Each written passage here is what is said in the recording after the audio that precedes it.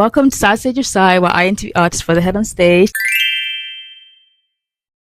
Today I'm with Leanna Firestone. Nice to meet you. How are you feeling about being in Toronto? Oh my gosh, I love Toronto. Do you guys, okay, you said Toronto with a T. Toronto. Is it Toronto? I always say Toronto, but then I'm like, I'm not from here. Well, yeah.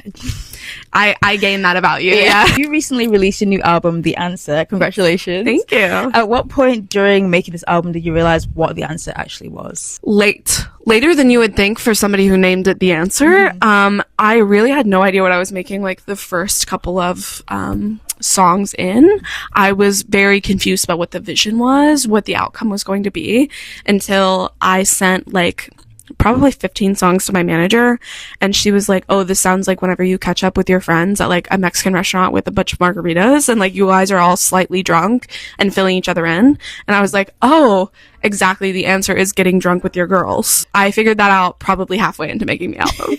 You previously described Victory Lap as living in the fantasy that your ex is just as miserable as you are after a breakup. Yes. Was it important to start the album with power rather than heartbreak? Yes. All of my music, aside from this, very whiny.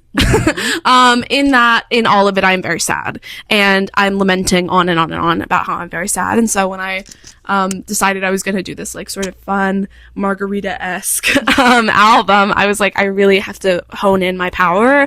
Even if I am admitting in there like I am sad, I have to really focus in on being like, I'm sad, but also you look ugly and I'm hot and we're going out tonight. Exactly. You know? What's your favorite choice of drink if you had to go out?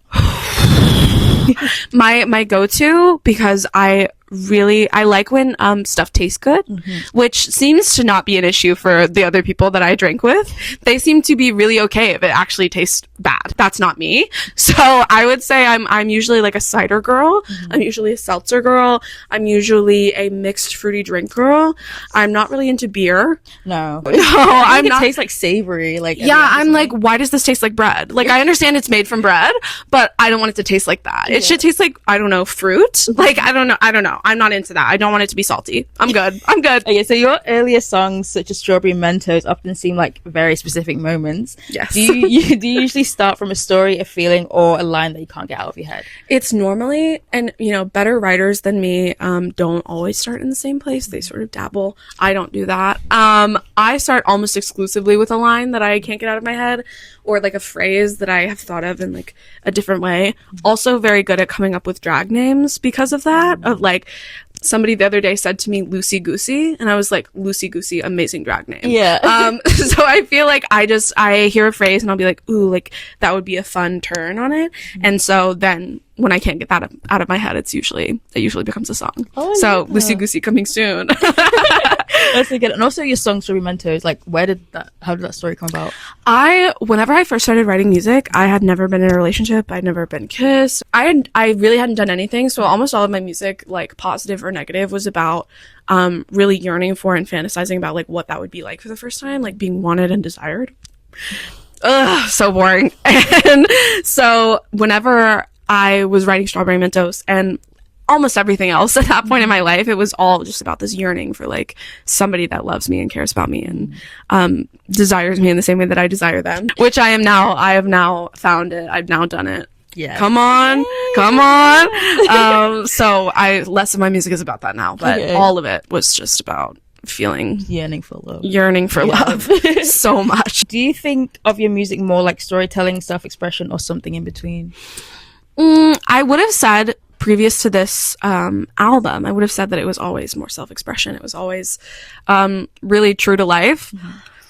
Now, not so much. The answer specifically, and this album specifically, was really centered around my friends' breakups. And so there's obviously, I wasn't in any of those relationships. It was really just seeing how they were reacting to being broken up with, breaking up with other people, and taking those experiences of watching and being like, how can I narrativize this?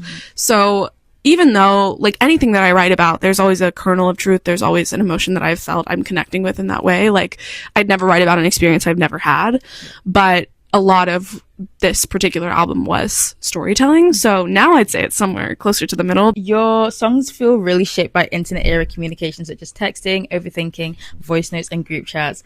Do you think the internet has changed the way we experience love and memories?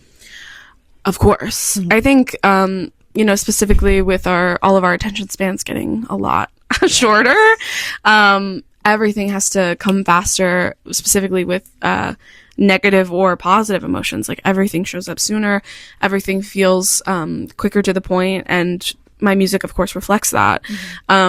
And also just love and the memory of love in general, I think, can be very skewed by what you see on your feeds and how people speak about the people that they've previously loved or whatever. And before this album, I'm trying to take harder stances, if that makes sense, because I feel like a lot of the internet is very black and white, and there's way more gray area usually in our actual real life relationships in love. I just wanted to make sure that as the culture is changing, specifically online and on love and memory, like everything online forces you to act quicker, swifter, harsher. And even though I am writing in a quicker, swifter, harsher way, it's about more nuanced situations than usual. Is it easier for you to write about something when you fully healed from it or while you're still in it? It depends. And I'll say I've done both. I do think that sometimes it can be a little bit harder when you're not in the middle of it, depending on the situation. I would say like situations that aren't about love are easier for me to write about after the fact, when I have had time to think about it, process it, whatever, because I've landed somewhere. And there's not sort of the ambiguousness of what's going to happen or whatever. And with love, I feel like the door is like never really closed on anything. Even if something is over, even if there is closure, it's like you're always kind of in the middle of it. And so I think all of my songs about that, even if it's over, even if I'm not in love with them, I don't see them, I don't talk to them, songs kind of create a conversation about it in a way that it still kind of keeps the memory alive. So I think I write mainly when it's over. Not always. Yeah, and it's also good for people that like experience it currently. Yeah. And they can relate to it, even if you're over it now, but you were in it before. Yeah. So and that's really also like something I always talk about with, my friends who are going through breakups, like something that you need to hear after the fact is not always something that you want to hear in the moment. Like recently had a friend who was breaking up with their partner and was like, wow, I'm so sad. I was like, I hate to tell you this and it's probably not the right time, but like they were a loser. They were a loser, and it's good that it's over, and I know it's not the right time. Like you don't want to hear that right now, but ultimately you will thank me in the future that I was honest and upfront with you about that. And so I feel like many of my fans and listeners also get the same thing out of that, where they're like, okay, I may not be ready to hear that right now, or they may finally be in the place where they are ready to hear it. What's something you understand about yourself now that you would have surprised you maybe 5 years ago? I didn't realize how desperate for connection I was. And, I talk about the yearning, the constant desire, the push and the pull of agony that comes along with that. And I think before I really thought I had like a grasp of like, oh, I'm writing all of these things. I'm being so honest and so vulnerable because I'm trying to connect with people. But I think I didn't quite understand that like the level of honesty, the level of intensity, the level of fear that you have is all correlated to this feeling that you're going to be misunderstood in some way. And I think time more than anything has taught me like these people want to understand you, specifically, the fans that are out there right now, like they want to understand you, they hear you, they get you, and you don't have to try so hard. And I think that that's something that I never would have like arrived at an earlier part of my life. Okay, so I've got a few trivia questions now. Okay. I love trivia. I do bar trivia. Like yes, but also like I'm weird about trivia because I like really want to get it right. So what's a song you've written that feels like a secret you accidentally published? I'll say Black Box Warning on that one, which is it's a bit of a deep cut, but it is that's one of my later songs that I am like more honest in, that I on what we just talked about I look at and I'm like, you could have pulled back on that one a little bit. What's your favorite comfort movie? I went through a period, I'm out of it now, and my tour manager Rosie, who's one of my best friends, was also my roommate at a certain point, and she can attest. I went through a point where I was watching Little Women, which is, by the way, 3-hour movie, like once a week, and it was I don't know what was going on in here for me to be like, I have to watch Little Women again, every week. But for a while, it's Little Women for sure. I've never seen it. Yeah, I know. Actually, I'm an adult. I'm gonna keep my thoughts to myself. It's okay. It's okay that you haven't seen it. I have no big feelings about that whatsoever. You have to see it. Yeah, no, I will. It's been on my list for a while, actually, like for a few years, but I don't know. I just haven't. I remember when I watched Diary of a Wimpy Kid. I don't know if you've seen the Dog Days one.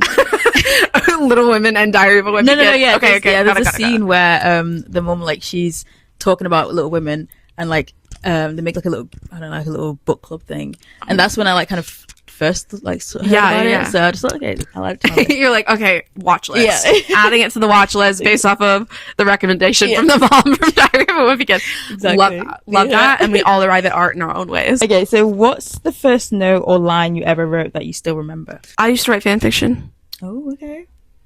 Like Wattpad kind of thing. Yeah. Mm-hmm. Yeah. I used to write fan fiction on Wattpad. I specifically remember, I was a big One Direction girl. 11, 12. Writing the most insane things about Harry Styles you could possibly think of.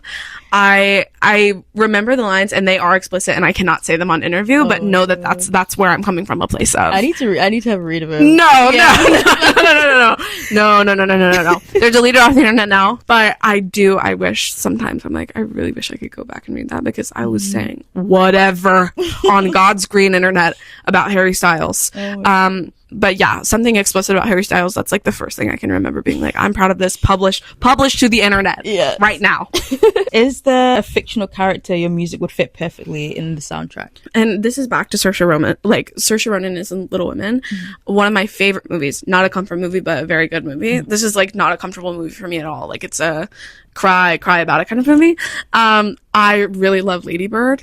And so the character Lady Bird, I feel like that's my girl, and that's who I would say my soundtrack fits the best for, because we're like that. I love that. And one last question. Where do you see yourself a year from now? Hopefully relaxed. My goal and my dream in adulthood is just to relax more. I've spent so long being very much not relaxed or chill, and I would like to start chilling, I think. So hopefully, like, laying down, maybe watching Diary of a Wimpy Kid. Yes. Come on. Yeah, just chilling out. That's my goal. That's it. Thank you.